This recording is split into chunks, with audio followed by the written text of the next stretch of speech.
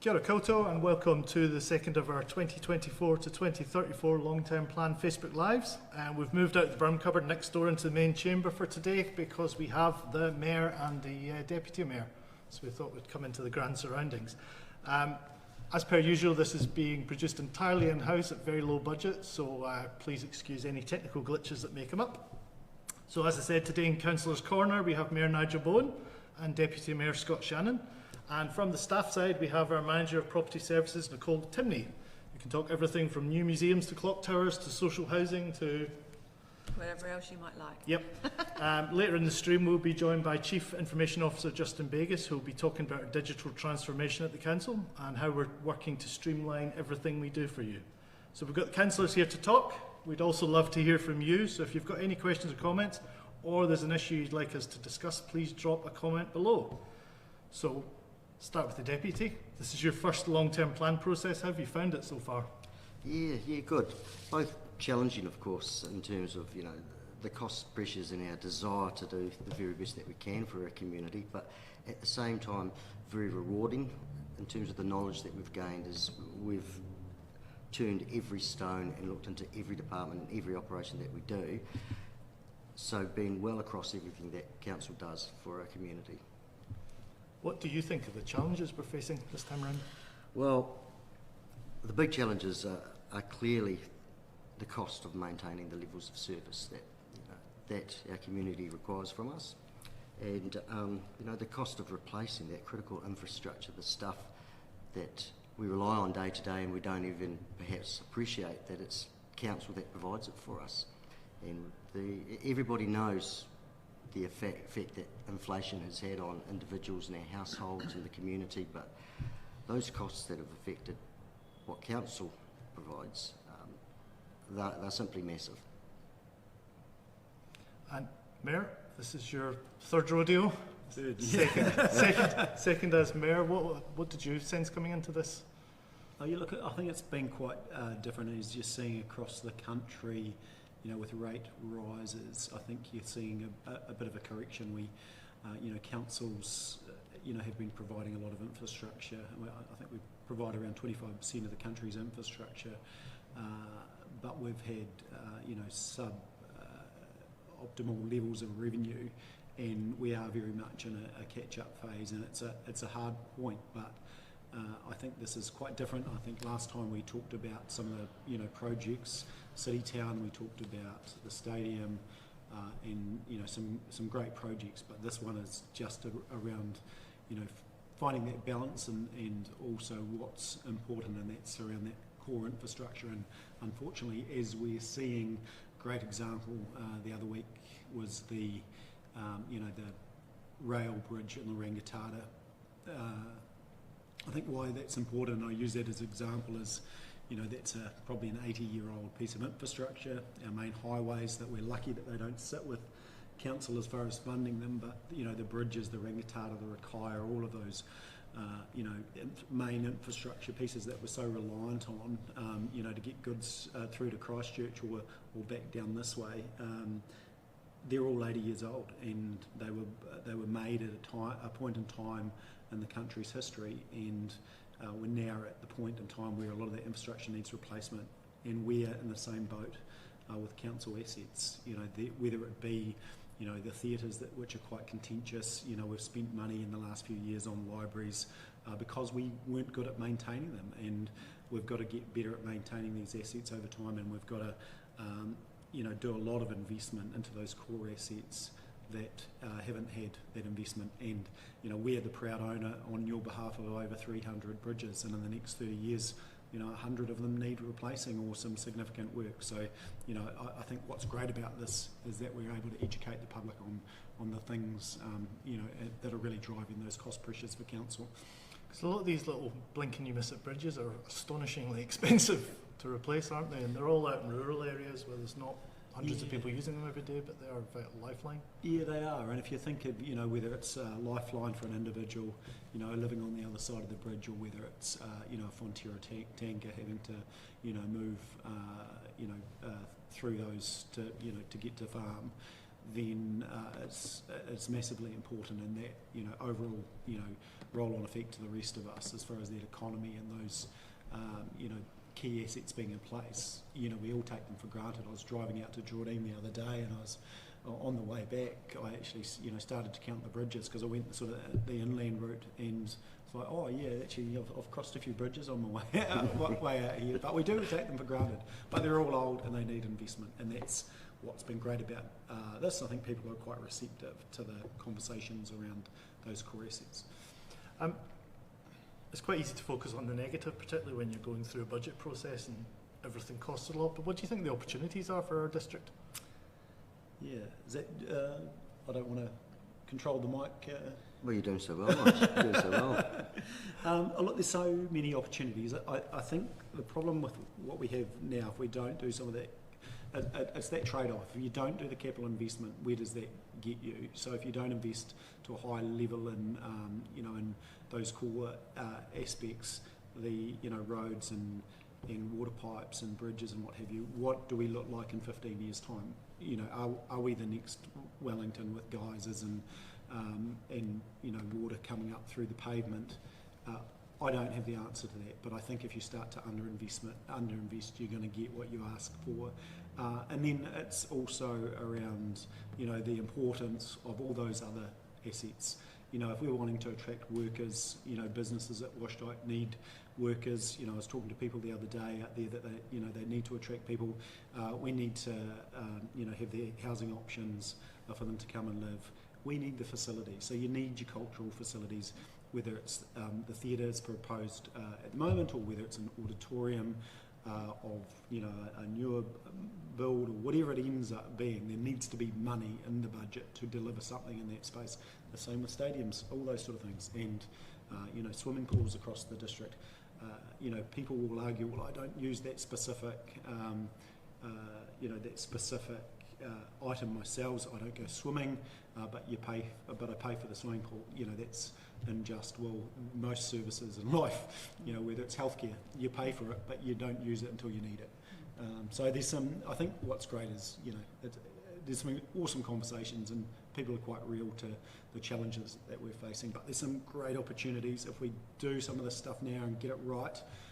You know, how can we grow? How can we continue to be an awesome, prosperous place to live? Because, you know, I love Timaruvians, and I extend that to the, you know, to everyone, and whether they're in Parra or Point Tamurka or Geraldine, or, you know, the upper reaches, the Rangitata, where love our district. 50% of us want to shout it from the rooftop and say, hey, this is amazing, come here, we want to show it off. And the other 50% are like, well, hey, don't tell anyone, because we want to keep it a secret. we don't want anyone to come in. So yeah, we're in an interesting moment in time.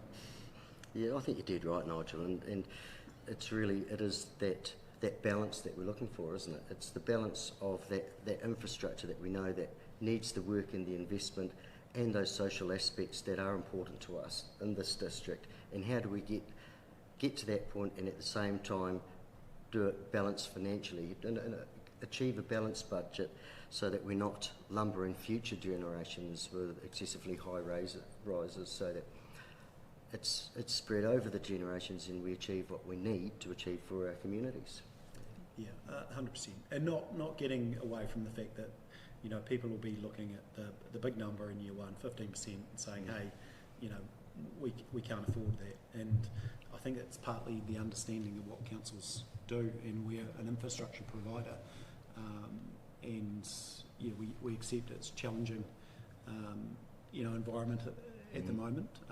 We will come out of that as far as a district, but, you know, these are the only tools that we have. We admit that we would like more central government money to help fund these things, whether it's, you know, GST back, you know, through the investment that we make on the capital program. That'd be phenomenal. You know, if we were spending 100 million, it'd be great to have that GST back to use. But the tools aren't there at the moment. So the only tools that we have are to rate and or user charges. And I think that's one of the questions that we're asking in this long-term plan too, isn't it? You know, have we got that balance right? should we move more from, general rate funding to user charges? And everyone will have a different perspective on that. Some great examples of some, swimming pools. They cost, I think, on average, $12 per swim, Yeah. plus you charge on top of that. So that's what people are getting subsidised. It's similar with My Way, which is run by Ecan, but we admit that they're great services.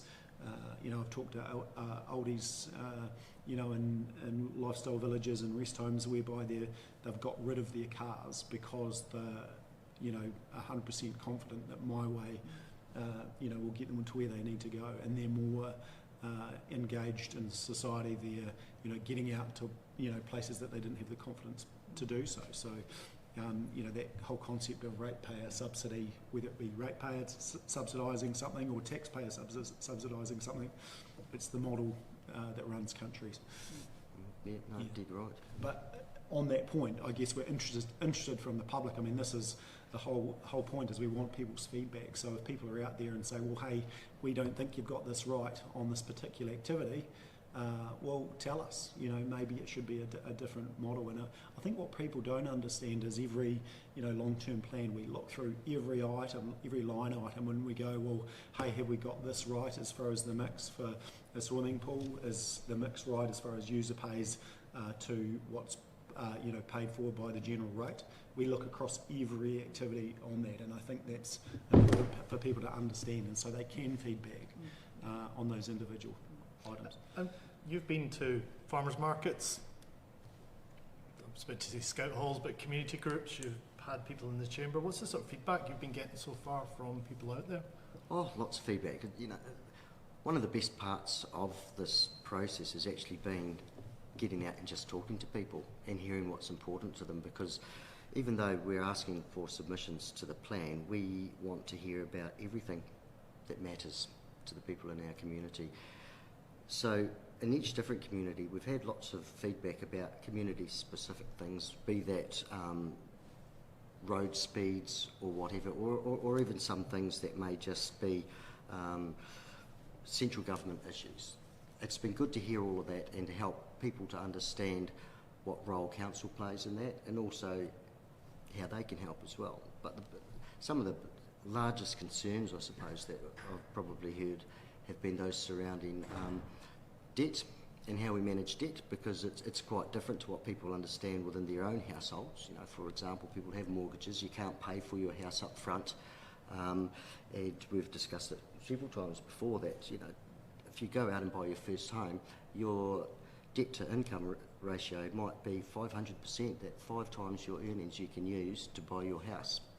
Whereas in council, we have it imposed upon us, we can't go any higher than 2.8 times our annual revenue, but we have a self-imposed debt level of 2.1, and we're currently 1.8, 1.9, I believe, but we're looking at this plan in order to keep rates as low as we possibly can, to go up to perhaps 2.5.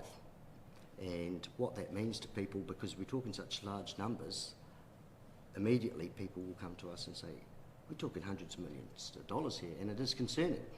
And nobody likes being in debt, but helping people to understand and get their feedback on the idea that some things need to be financed through debt, so that if generations are using something, that it should be paid for by those generations into the future, rather than perhaps just the group that are here and now. And those have been interesting conversations, and they've been very worthwhile with people, because then they do understand that some things should be funded by debt. Otherwise it means rates have to go through the roof, to simplify them right now. And I think the Mayor was saying earlier that when we were actually building this stuff back in the 1940s and 50s, we were actually a lot more leveraged than we are nowadays, aren't we? Yeah, something the CE picked up on, and we've got some good information around the peaks and troughs as far as where investment occurred. There was a lot of investment around the Great Depression. Look at where we are from there. We're 90 years on. So if there's infrastructure that was put in then, it's likely to need replacement.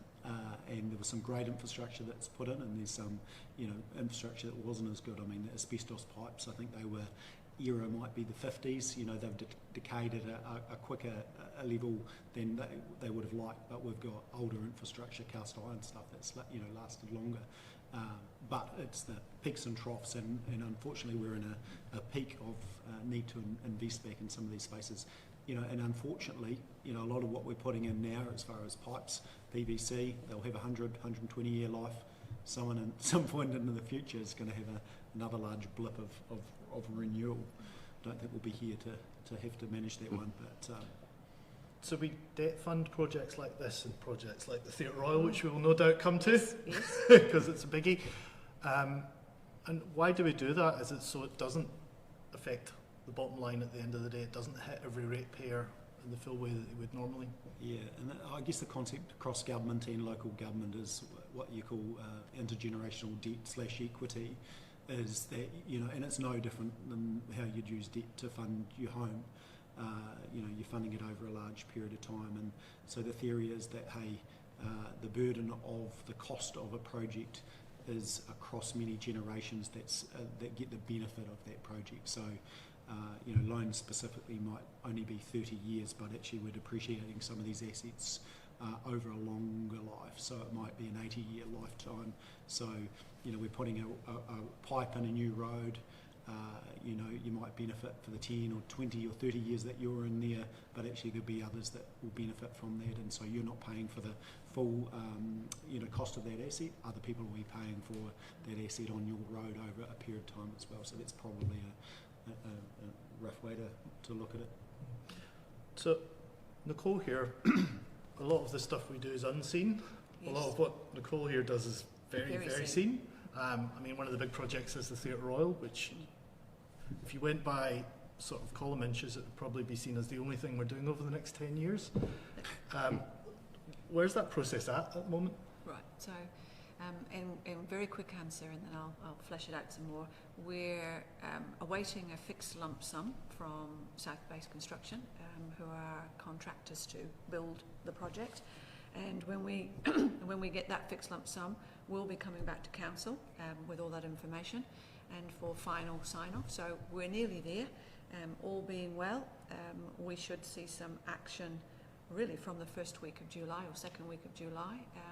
We could be underway, and in a year and a half, just short, we should have a new museum, a new theatre, a new atrium, a new education space, and actually what I'd like to think for Timaru and the district, something that everybody will be proud of, and at some point we'll have that opportunity to be involved in the building in some way, through a community, through a show, through attending a convention, through just visiting the museum.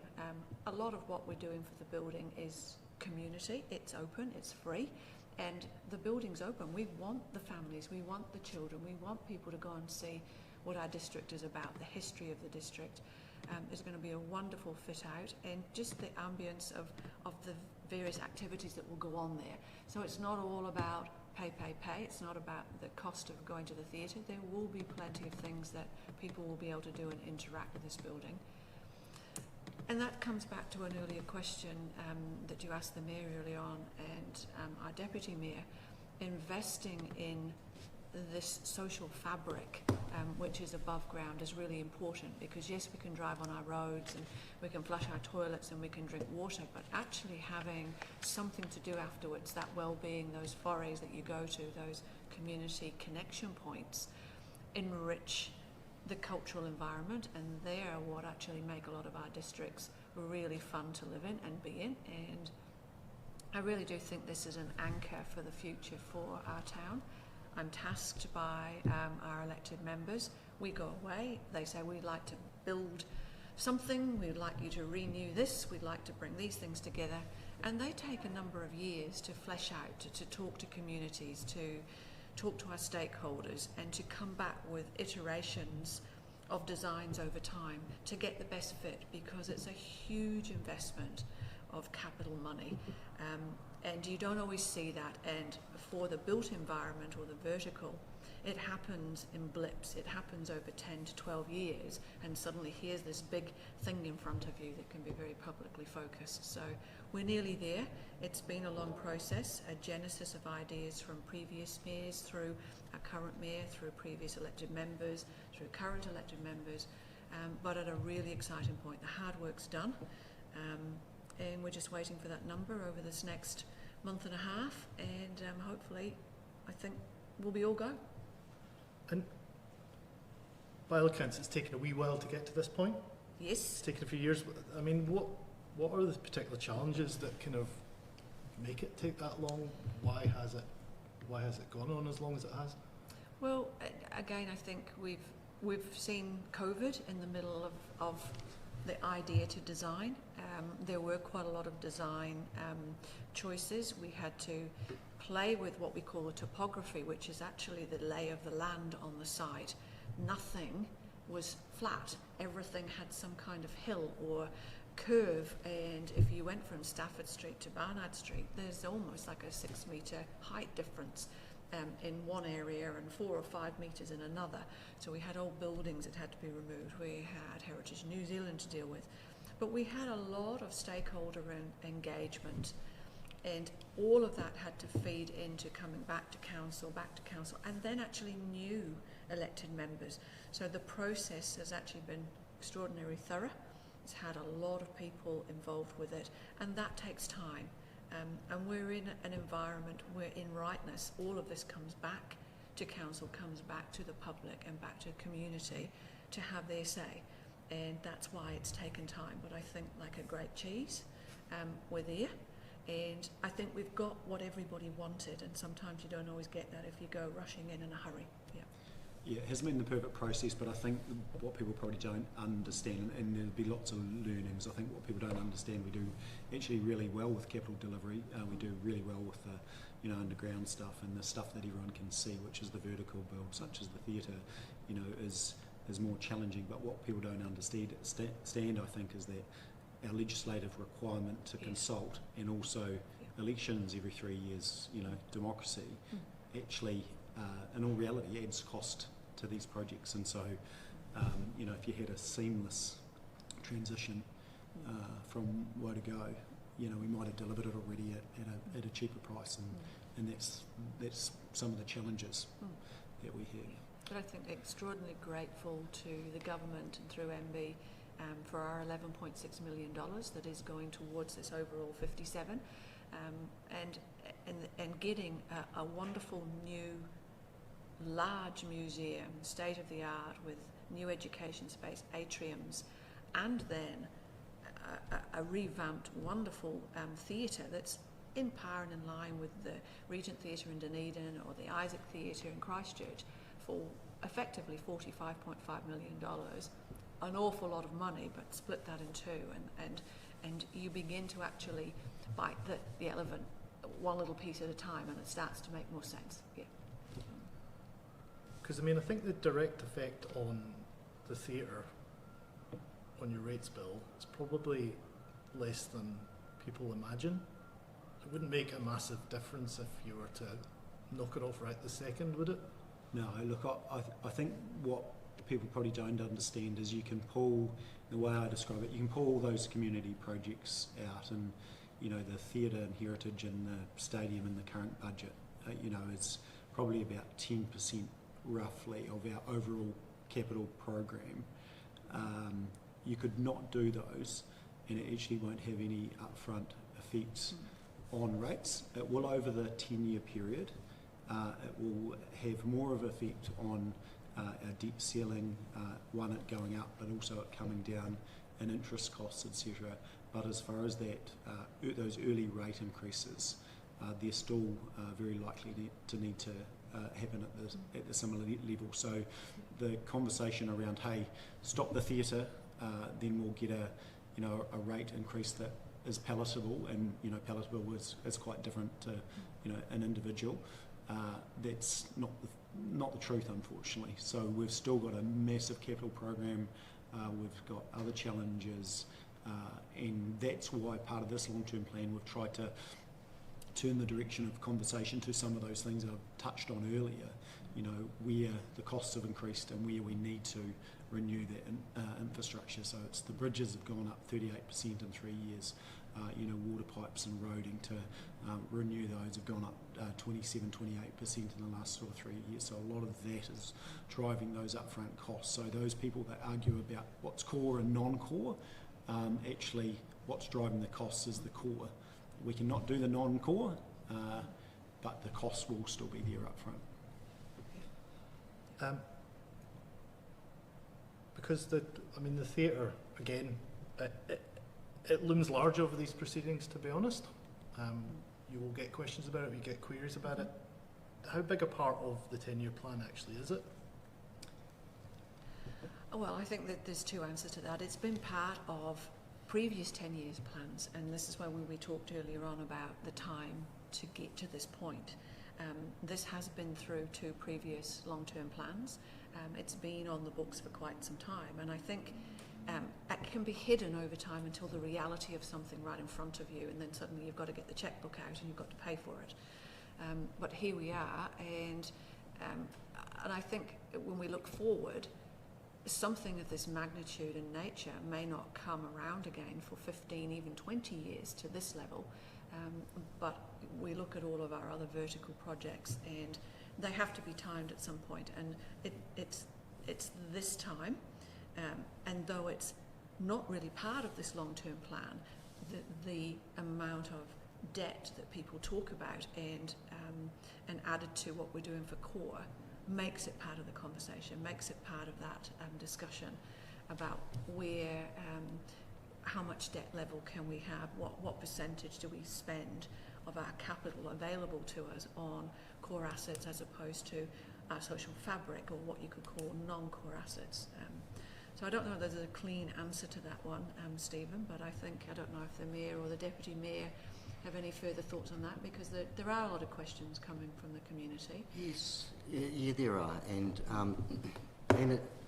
unfortunately we don't have that crystal ball, but it's difficult to comprehend that. If, for example, we decided when the full costs came through that it wasn't the budget that we thought it was going to be, and we decided that instead we're going to do something else. Straight away we know we lose that $11 million in funding. And if you were to isolate the museum, which already in its current form has thousands of visitors, thousands, and it's used every day by our students in our schools and what have you, and our visitors to the region, and isolate the theatre and build them on their own, are we likely to ever be able to build either for under $25 million each? Are things actually going to get less expensive in the future? Because at some stage we're still going to have to approach those things. So when do we do it, and which option looks best to us right now? Yeah, and I think we've explored a lot of that over this last sort of 4 or 5 years that this project has gained momentum and then come into fruition.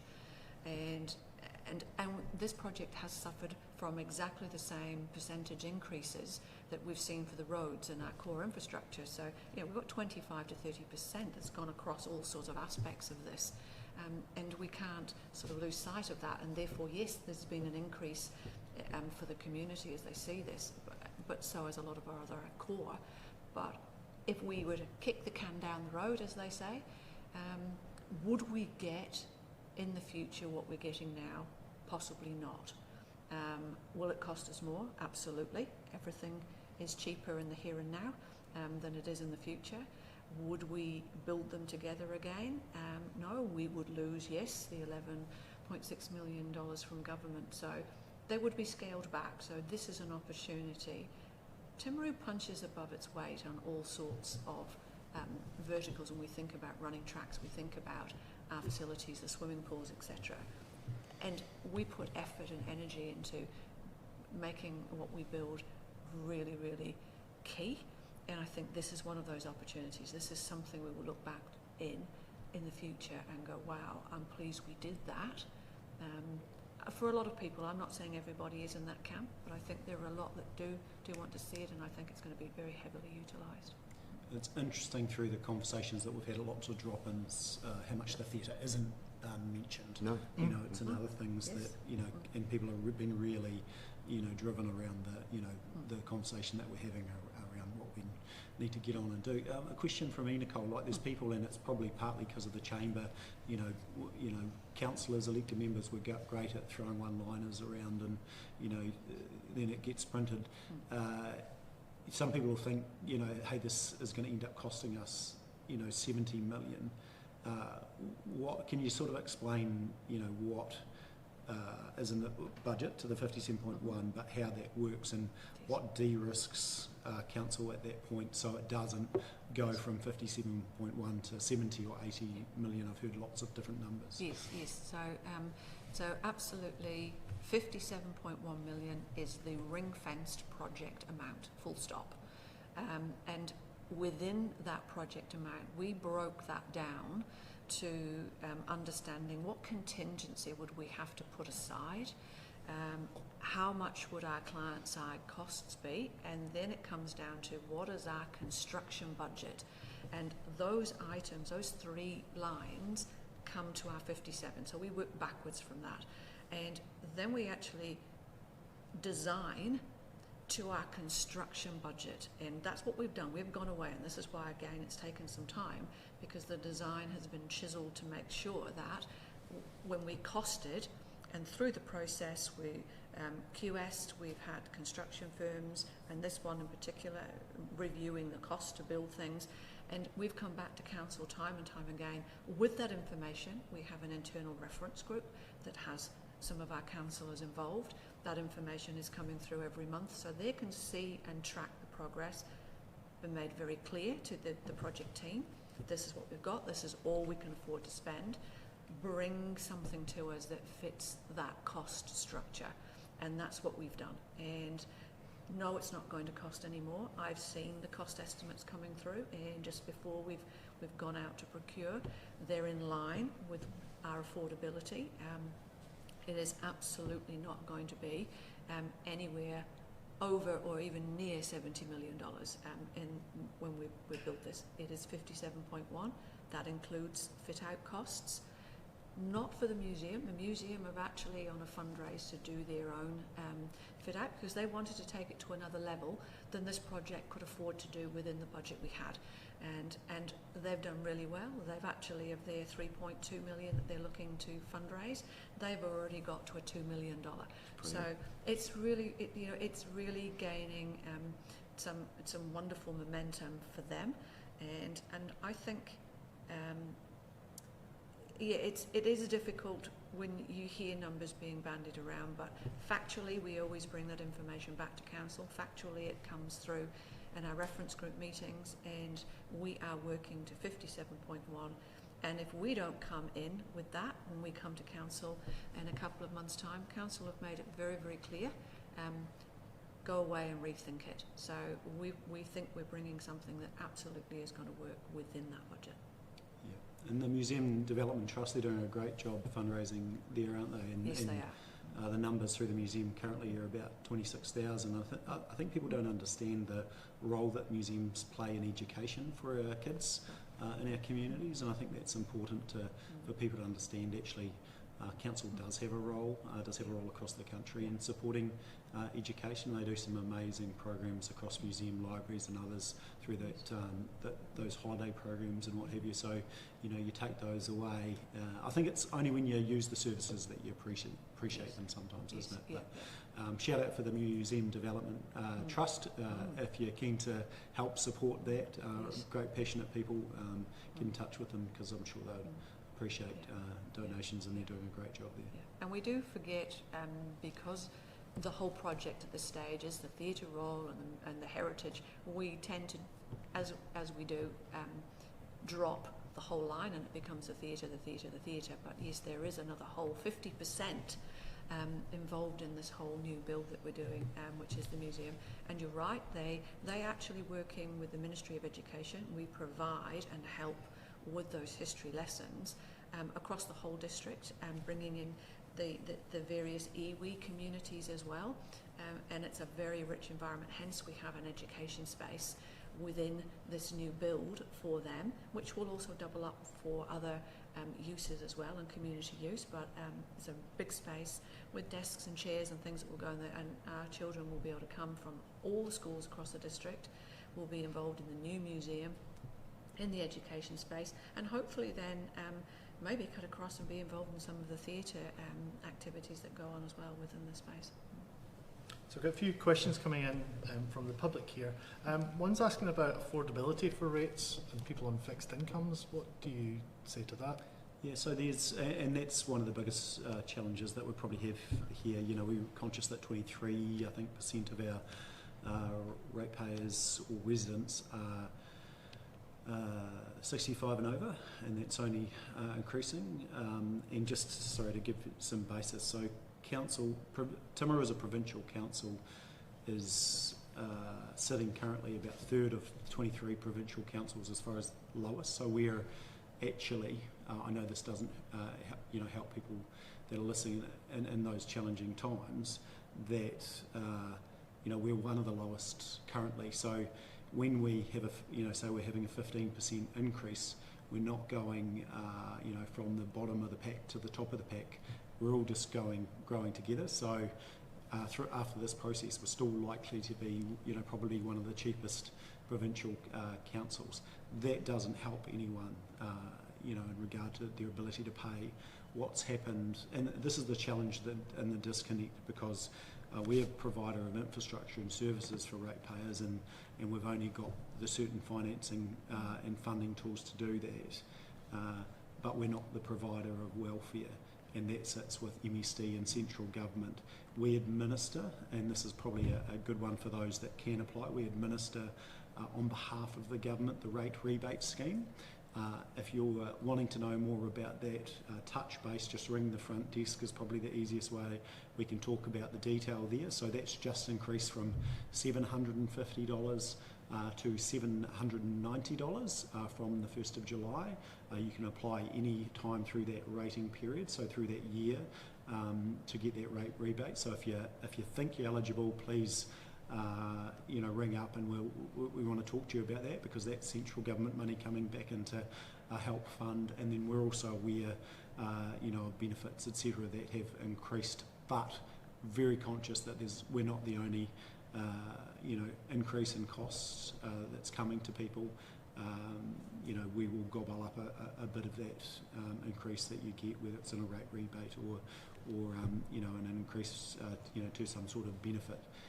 So we acknowledge that it's really tough times, and we are doing everything we can as far as the advocacy piece. The challenge that we have, and as far as the tools that we have to be able to do or not do, if we don't put the rates up, then the flow-on effect is that capital investment and all those sort of things, and it won't show tomorrow. It will show in 10 years' time, and then it'll be a community that's run down and doesn't have the facilities and the infrastructure that we need. So acknowledge it's a really tough time, and I can't say I've got all the answers, but some of those tools are out there for assistance. So please reach out to us, and also to the likes of MSD if you're in that situation. Because we do advocate for the rates rebate scheme, but do you think there's a general awareness of it and how it can sort of? I don't think it doesn't pay at all, but it takes some of the edge off it. Yeah, it takes the edge off it. Yeah, and I don't think there's enough awareness, and possibly some people are too proud. I acknowledge that as well. I think the system that we run on behalf of the government is really easy. You come and have a one-on-one conversation with a staff member that we bring in specifically for rate rebate. So it's really not an offensive situation. It's quite relaxed. You don't have to be stressed out by it. It's but it's not perfect. And I think we'd all acknowledge that the system is broken as far as funding for local government. We've got through part of this, we produced an interesting graph, and it shows local government funding hasn't really changed, or taxation, if you like, rate funding hasn't changed over the last 100 plus years. We're still at a tiny little level, but the tax take over the same time has increased exponentially. And one of the things that we advocate as a sector for is to get some of that GST back on the capital expenditure that we spend on behalf of the ratepayers. So there's some simple tools, I believe, that are in the system that could easily be tweaked from central government that would help support, but they're not the tools that we have. We can only advocate for that change. Yeah. Because for us it's rates, how much we charge for things, or money that we get from government. That's the only way we can really make income. Yeah, pretty much. And there's some other small income streams. We get a little bit of money from TDHL, but the investment portfolio doesn't return $10 million a year, which can have a substantial effect. I think probably what people didn't understand is when a few years ago when Alpine Energy was returning significant money, we were getting $4.5 million, and that was just subsidising rates, and so it was keeping rates artificially low, and some of those subsidies aren't there now either. So actually our rates over time haven't kept up, probably even with inflation, and now there's a correction, as I've mentioned. One of the areas in your portfolio is the suite of pensioner housing we do. We've actually had to invest quite a lot of money in those in the last wee while to bring them all up to standards. Yes, we have. So and we have a suite of 236 what we call one-bedroom and bed sits across the whole district. So it goes from Geraldine through into Temuka, into Timaru, Pleasant Point, and also Pariora. And we're very aware that we have age poverty coming to us. There's a criteria about application for them, and being a self-funding activity, we take some of the funds each year and put them back, so they've all been brought up to healthy homes. So we have to stay in line with all the relevant acts and government requirements. So we've gone through the healthy homes. We've now just been going through some of our smaller bed sets and actually revamping them, giving them a fresh coat of paint, putting some new carpets in, bringing the kitchens and the bathrooms up to date. We're very, very close. We're almost running at 94% occupancy now, and those that are currently vacant are actually being done up. So we're very, very close to being full, which it'll be the first time in many years. And then we start again. What do we then look at? Is there an opportunity in the future? Does council wish to do something more? So we're going through a review at the moment, which will come back to council in a couple of months, about what next with that group of houses. Do we leverage them and build more? Do we actually look at different models of management? Do we keep them in-house? What do we do, and how do we continue with that service, which is actually plugging a huge gap and a growing gap in the community? But yeah. Because I guess this question is about us as a housing provider. Are we the right person to do it? Could someone do it differently? Is this something you're interested in actually looking at? Yeah, 100%, and I won't hold the microphone, my apologies. But look, it's been something that we've been looking at for a while, and great that the team are getting on with it. So we're doing a 17A review, as Nicole said, which is just having a look at that asset. And I was talking to a gentleman who's in a house just this morning on the way back up here from the Positive Ageing Expo down at the Bay, and you probably heard from a committee meeting that we'd discussed it, and was conscious that, hey, are you selling it to a private provider or something? And I guess the end result of that might be rents going up, but that's not the case. So we're reviewing what the model is, and there's some great models out there, and these are partly driven by central government subsidies. So there's something called there's a few different subsidies, but one's called income related rent subsidy, and it's a subsidy that a housing provider can get but local government can't. And so what some councils, and there's lots that are considered different models, but some, the likes of Christchurch, which have the Otatahi Housing Trust, they've moved some of their asset and they're renting some of their asset base to that housing provider, and it means they can get that central government funding, which then helps drive investment back into that housing stock, and it means you can provide more housing stock. So it's not us getting rid of the asset at all, we're just considering different ways forward, but it's an option. Yeah. Is there an option which provides better housing for our community and also means that we can grow that stock? So if we're doing our part to grow that stock, then it takes pressure off in other areas. How do we Yeah. leverage that capital that's invested in that stock? We Yeah. own it all, and how do we actually play with that to, as you would, any private company would, and put that rigour over it to think, well, how could we provide more without disturbing what we've currently got? And there are lots of different models, as the Mayor has just explained, so it's quite exciting as Yeah, well. and we've had, last year or so we've had homelessness conversations, and there's possibly an opportunity to tie up a long-term solution for transitional housing in that as well. But that needs more than just a housing provider. It needs that pastoral care, that inter-agency relations and what have you. So there's opportunities to do it better.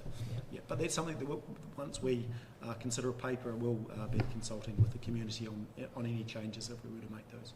Yeah, and that's just part of us just recognising our social responsibility, isn't it? Yeah. That and this is in everything that we do.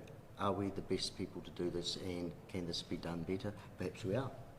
But we just have to go through the process out of respect for our social responsibility and for our ratepayers. Great. Well, this seems a good time to take a short ad break. That's how we pay for these things? No. So thanks, Nicole, and thanks for everyone for taking part so far. We've had a few questions in that we'll go to after the break, and we'll be welcoming Justin Bagust, our Chief Information Officer. He is taking us on an adventurous new ride into the world of digital stuff. So we'll see you after the break.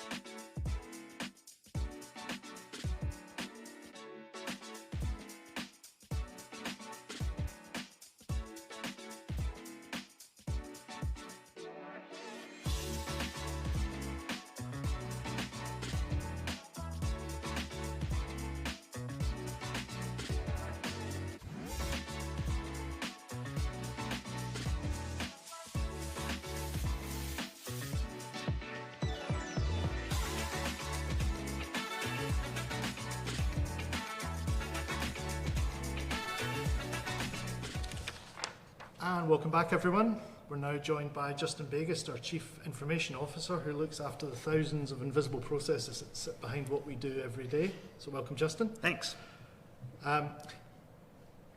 Transition to digital is always a bit of a hot topic because there's a feeling you can leave some people behind. And a good question that's just come in is about, so the elderly can't access these forums, although we have a lot of silver surfers in here. What are you doing to actually be out there as well?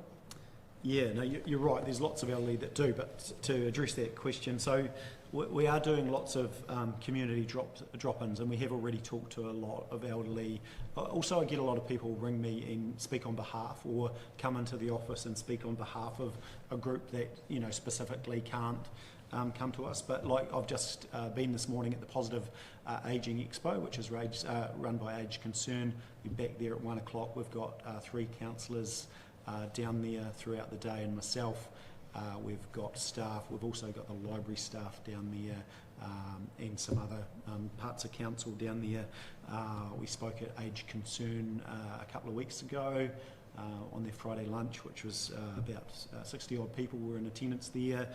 Next week I'm at Strathallan speaking to a group, and the other opportunity, we've got an open meeting next Thursday before we do another live a Facebook Live as well. So there is ample opportunity. So one of the things as well, in the consultation document, everyone's names and details were there.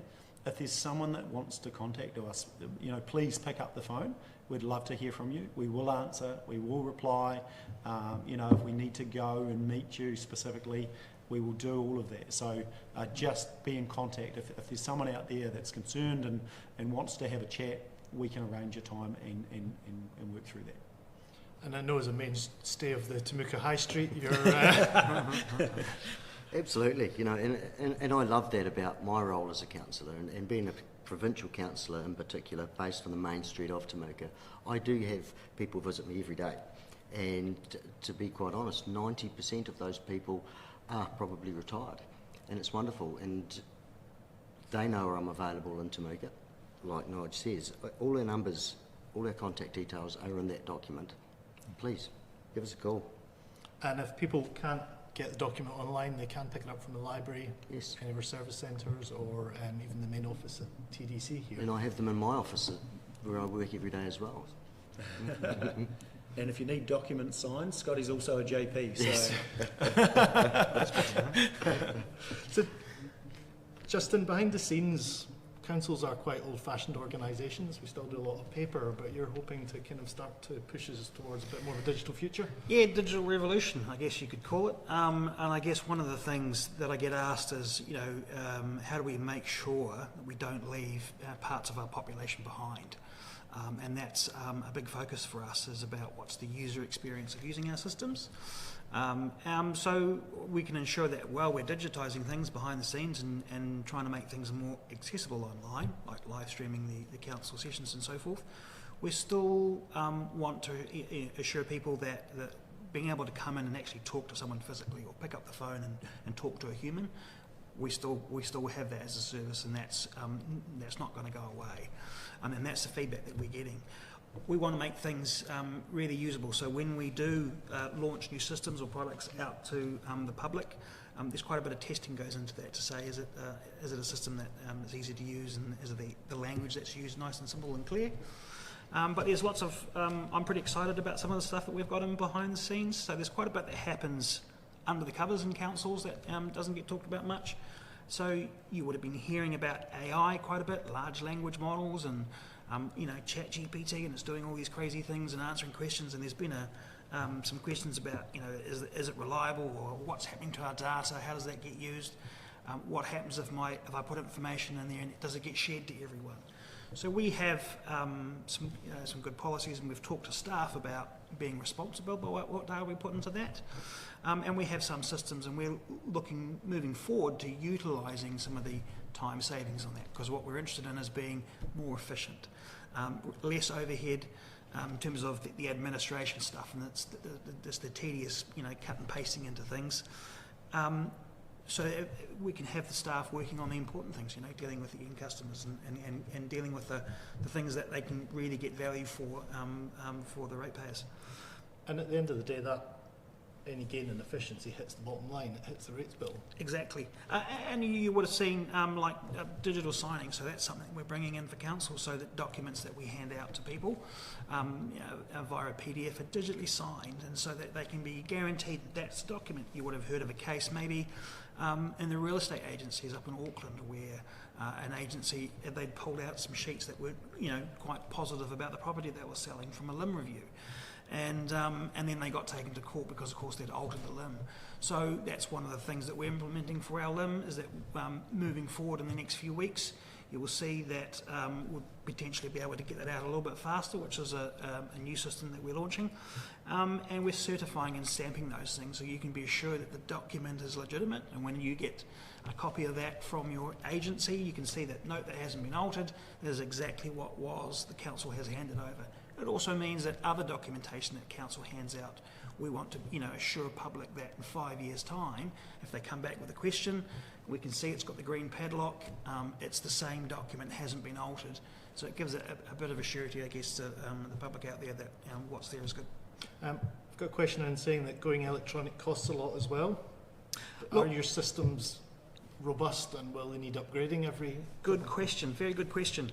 So I guess part of that is staying current. I mean, the expectations for what we do aren't being set by other councils, they're being set by the banking industry and by your big consumers, and so you get some really good service there, and then you go along to a council and you kind of expect the same services, and so that's what we're wanting to do, is to provide that really good service.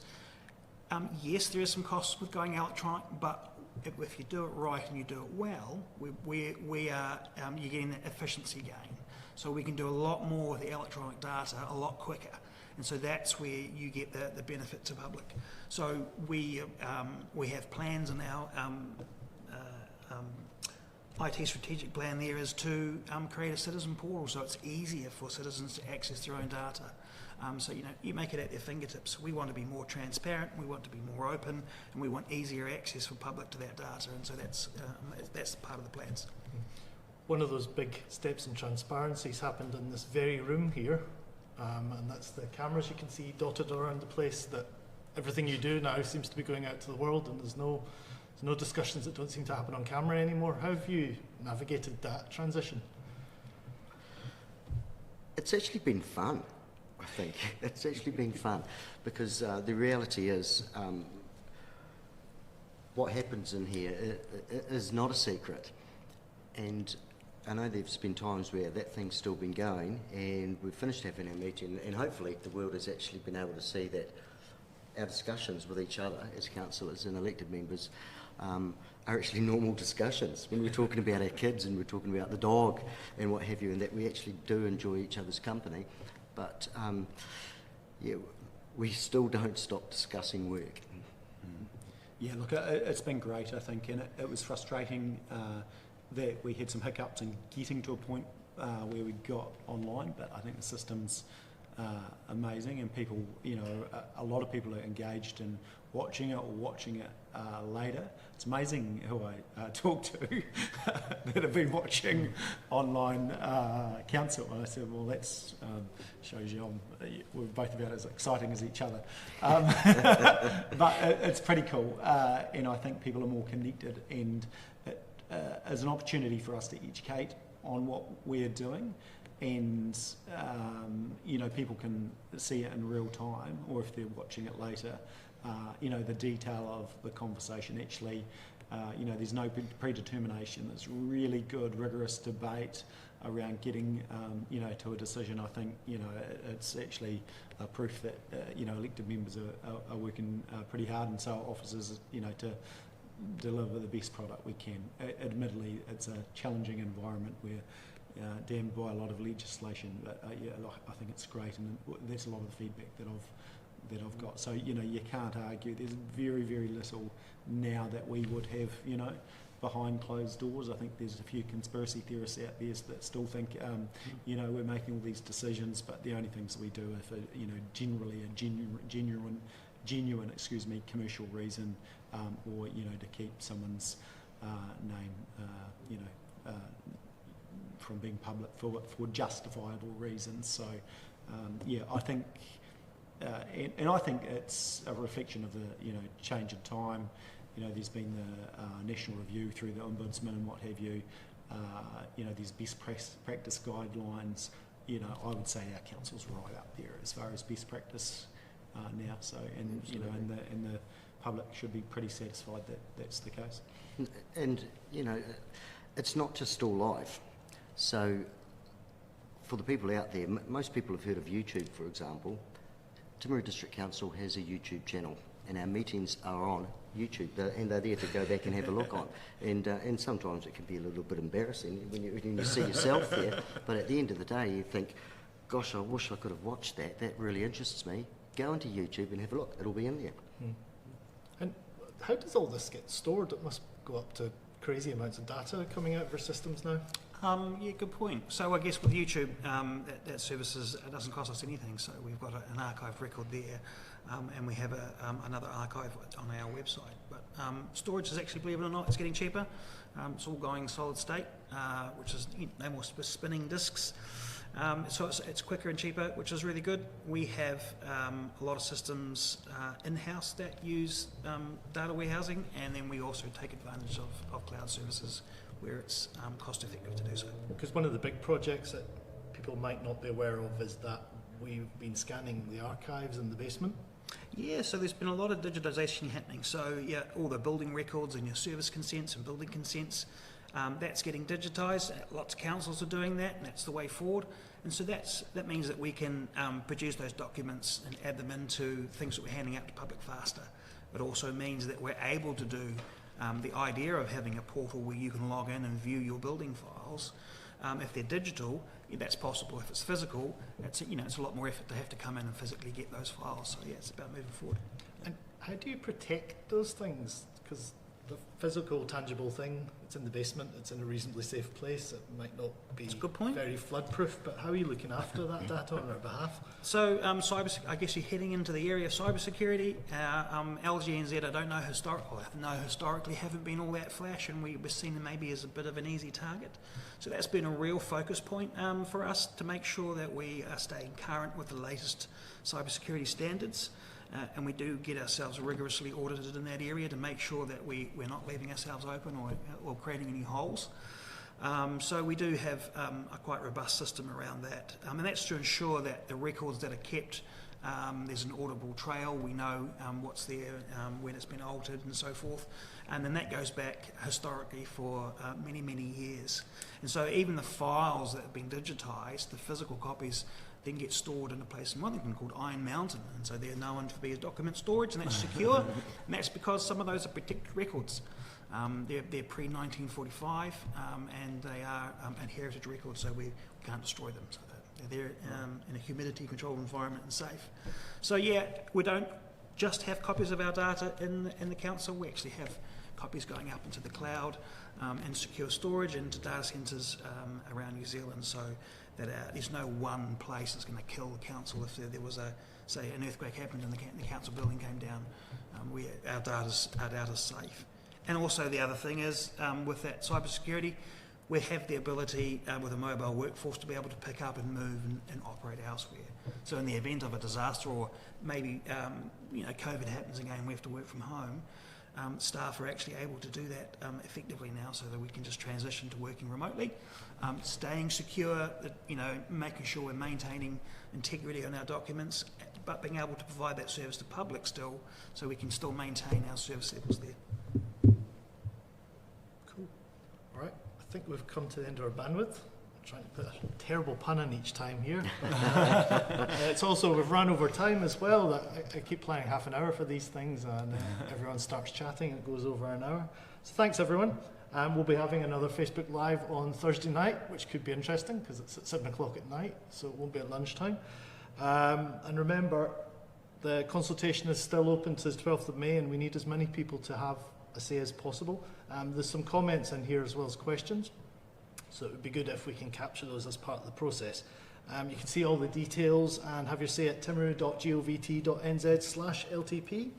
It's really, really easy. These guys have designed a pretty robust system that can collect your opinions and all of your responses. So thanks again to the Mayor and the Deputy Mayor.